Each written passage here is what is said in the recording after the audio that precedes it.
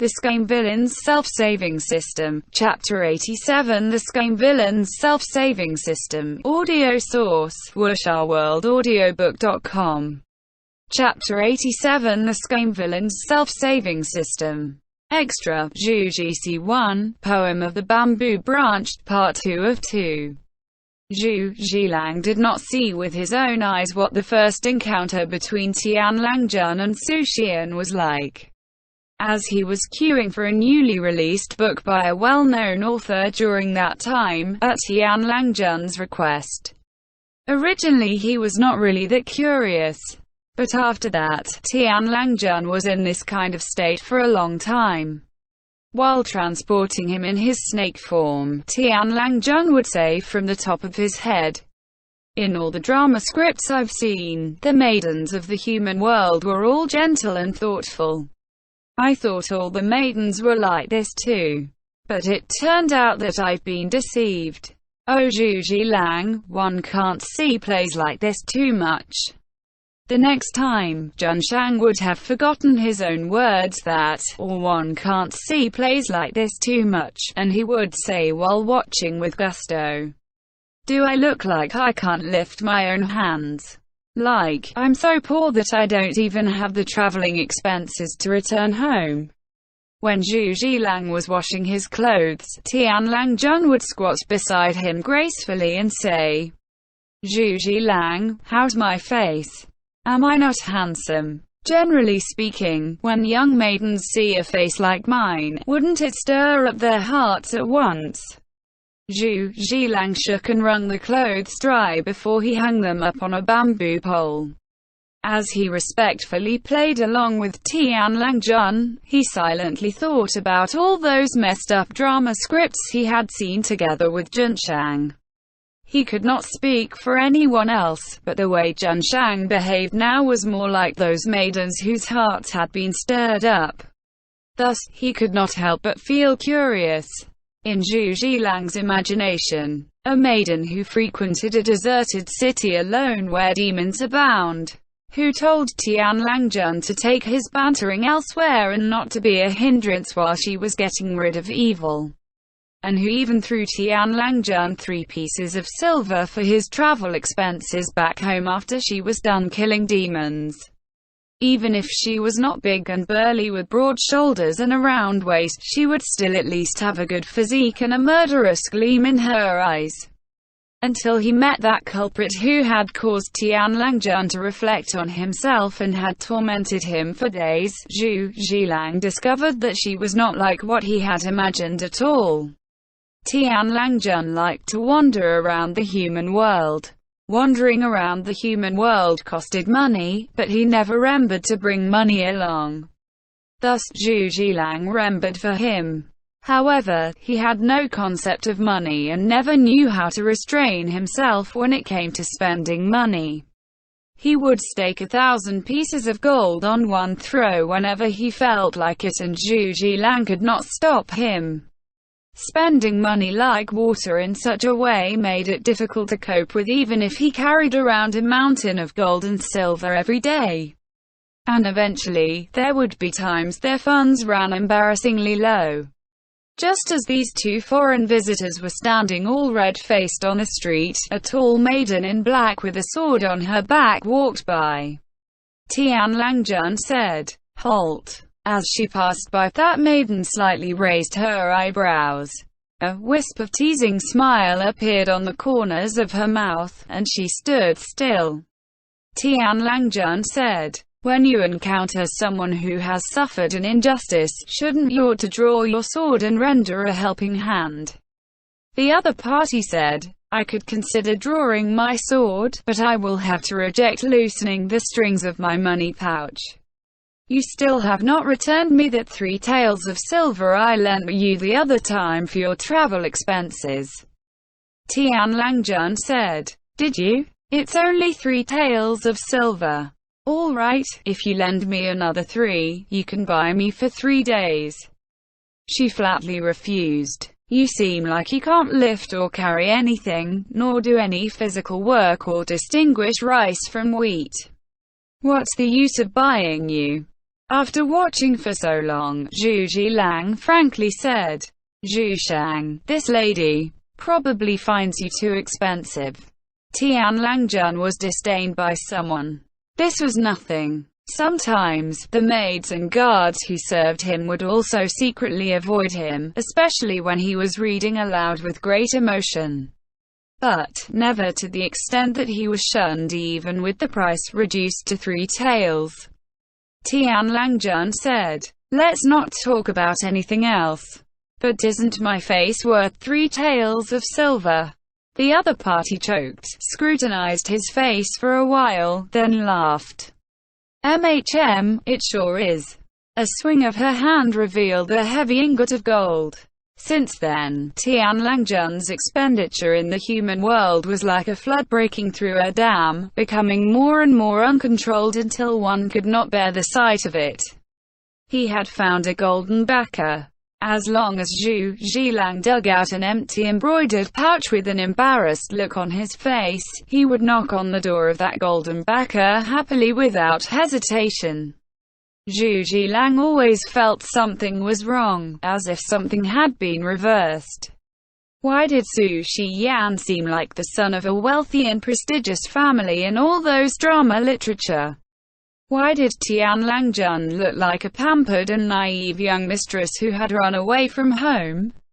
And why was he so much like a small, prudent maid sent as part of her young mistress's dowry to attend and run errands for her? Zhu Jilang tried to remind Zhun Shang to face up to this aberration and regain his dignity as the demoness sovereign. But Tian Langjun enjoyed the relationship of keeping someone and being kept. He poured all his entire passion for humanity, however blind it was, into this one person. Su Xian was really a ruthless person, and yet she was also intriguing. When they met, she would bring him to find all kinds of rare things and go to all kinds of interesting places. The banned books that Zhu Jilang could not find. The strange lingji growing in a hidden cave, the lake with waters like flowing crystal dews, and the not very renowned courtesan who played the pipa skillfully and beautifully. And when they did not meet, she would disappear for 10 to 14 days without a trace. Without making a sound, without showing her infatuation, without voicing her yearning. She had her own plans, and she did it all watching coldly from the sidelines. Because half of his lineage was that of a snake, Zhu Jilang had the natural instinct of an animal. He could vaguely feel that this person befriending him was an extremely dangerous matter. She was not cast in the same mold as that of the female demons who were all enchanting or bewitching. She was serious, focused, and even seemed to be gentle and refined. Yet, she really just seemed to be gentle. Zhu Jilang dared not say whether he could get an advantage over her when the bloodshed really began. Underneath the surface of that gentleness was arrogance and indifference. Her wild ambitions concealed her schemes. As the second person in power in the Wanhua Palace, she was in a high position and often commanded thousands of people. Since ancient times, the 4 major sects including Wanhua Palace had been the enemies of the demons. To them, Su Xian was a very dangerous person. Zhu Zhailang reported all the information he had gathered to Tian Langjun, but Tian Langjun was not concerned. Once he became obsessed with something, he would forget all about death and life and put all his eggs in one basket. It was not that he did not know about it, but that he had never doubted her. The price he paid for never doubting was being pinned under Bailu Mountain for over 10 years in total darkness, and with no chance for justice and redemption. "I want to kill humans." In these 10 years, this was the sentence that Tian Langjun would repeat the most. Yet the thing Tian Langjun used to like the most was humankind. He had never killed a human being before. Without a strong source of demonic energy to maintain Zhu Jilang's human form, he had reverted to his half-snake body. Every time Tianlangjun saw him crawling with difficulty on the ground, he would throw him a word. "Scram. Your crawling is too ugly," he said. Zhu Jilang would then silently wiggle outside to find a place which was not exposed to sunlight and moonlight, and continue to practice his rusty crawling skill. Zhang's temper had worsened beyond imagination, but Zhu Jilang had no strength to be angry or aggrieved. What Tianlangjun's scram really meant was for him to scram back to the demon realm, to scram back to Nanjiang, to scram back to his old home, to scram off anywhere except beside Tianlangjun. Tianlangjun could not tolerate others seeing him in such a pathetic, miserable state, where he could neither ask for life nor seek death. He had been born the most honorable prince in the demon realm. He had never suffered hardships and had always been calm and elegant. He rejected any boorish stuff that might hurt his image, and he even had a slight obsession with cleanliness. He did not like ugly things, but in actuality, the way he was right now was far uglier than anyone else. Covered in blood and imprisoned under 72 iron chains and 49 strong spells, he could only watch his body rot and stink gradually day after day. Yet he was still extremely clear-headed and could not even pass out even if he wanted to. The people in the cultivation world could not kill him, so they tried their best to torture him. Perhaps the ugly half-snake form of the Zhu Jilang looked even better than that of Tianlangjun in this state. Zhu Jilang could no longer speak after his degeneration, thus Tianlangjun began to talk to himself. Nearly half of the time every day, he would repeat the dialogues and aria of those drama literature. Sometimes, while Tianlangjun was singing, the words would be abruptly stuck in his throat. Zhu Jilang knew then that this must have been one of the plays that Su Xian took them to see. However, after a period of silence, Tianlangjun would suddenly continue on in an even higher voice. The lingering melody would be dragged out for a long time in that hoarse voice of his as it reverberated in the uninhabited valley, prolonged and sorrowful. Zhu Jilang could not speak, so he could not tell him to stop singing. Quote, he could not raise his hands, could not cover his ears, could not stop himself from listening to this voice. In this manner, he started to understand what being powerless truly meant. Since you are heartbroken, since you are suffering, then why force yourself? The only thing he could do was to persevere day after day. He used his mouth to hold on to the leaves that contained the water of Lake Lu, and little by little, clean those wounds on Tianlangjun's body that would never heal. These 10 years, they never knew the existence of Luo Bing'er. Su Xian failed to rise to a position of power as they had expected and had instead vanished without a single trace. For a long time after they were freed from this prison, they still never found out anything about her. Thus, when Zhu Jilang saw that face for the first time in Nanjiang, he was so shocked that he forgot all about the task he was entrusted with. After a fight, he went straight back to report to Tianlangjun. And so, there was the battle at the Holy Mausoleum. After spitting out Shen Qingqiu from his mouth and settling him down, Tianlangjun looked at Zhu Jilang, who was focused on fanning the charcoal, and asked, "Do you think he looks more like me or like her?" Zhu Jilang understood what this him and her meant.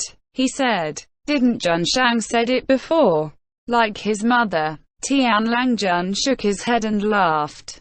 "That was just me feigning to be cold-hearted. In fact, they all knew that Luo Bing'er's attachment to and dependence on human beings, as well as his stubbornness and sentimentality when it came to charging forward and never turning back, were more like Tianlangjun." Resting his chin in one hand, Tianlangjun looked at Shen Qingqiu, who had his eyes closed, and sighed. "But he is much more blessed than me.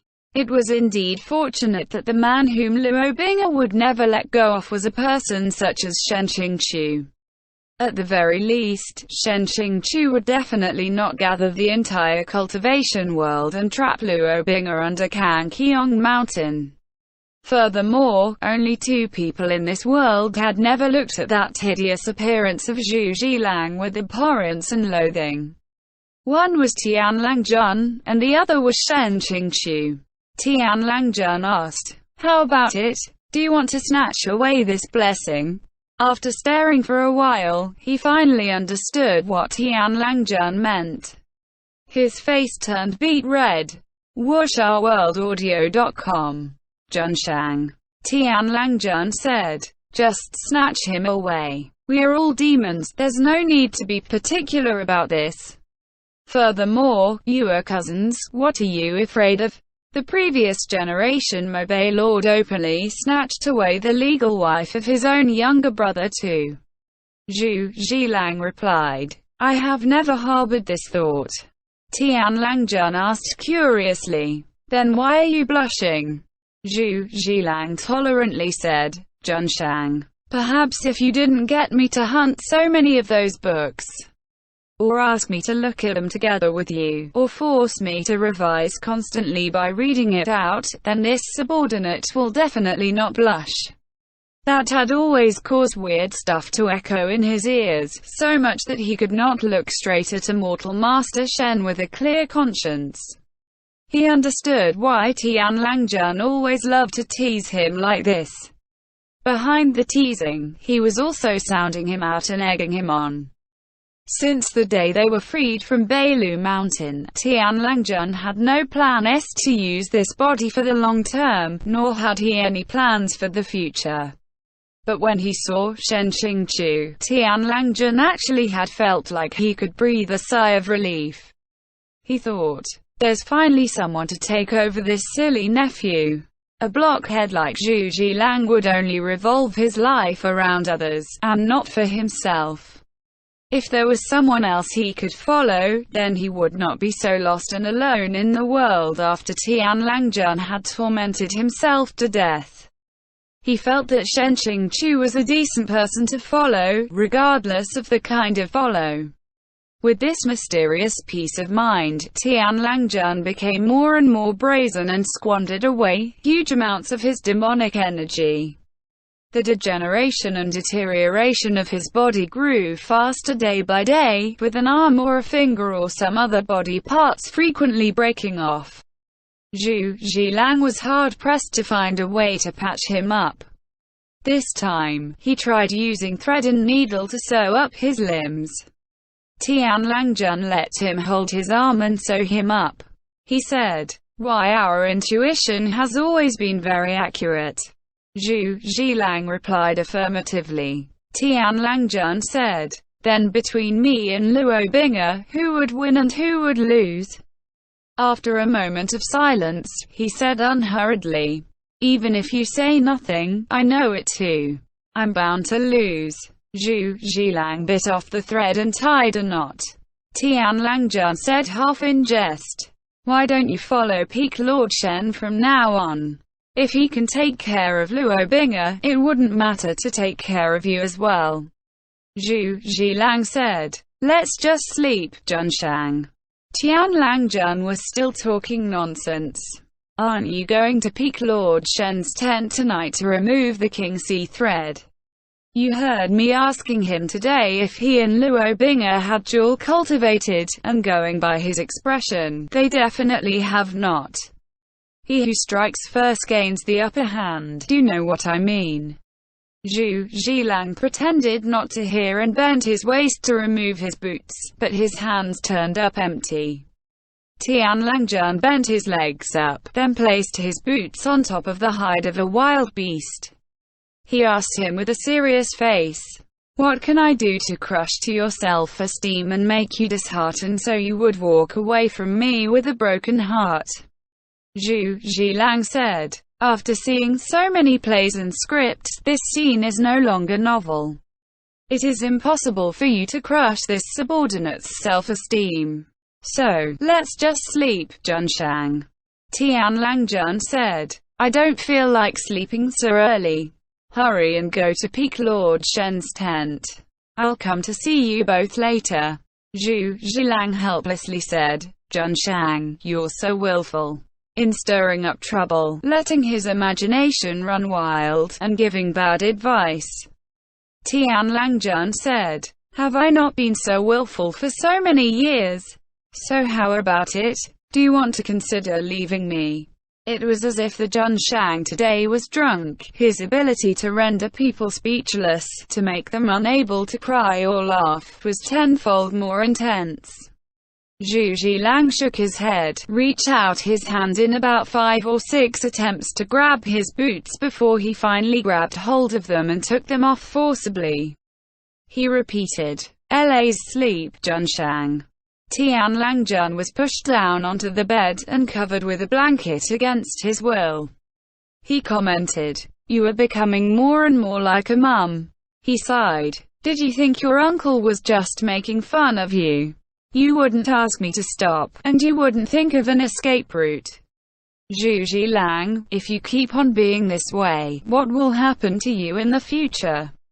As expected, I still can't hate humans. Quote. This was what Tianlangjun said to Sheng Qingqiu.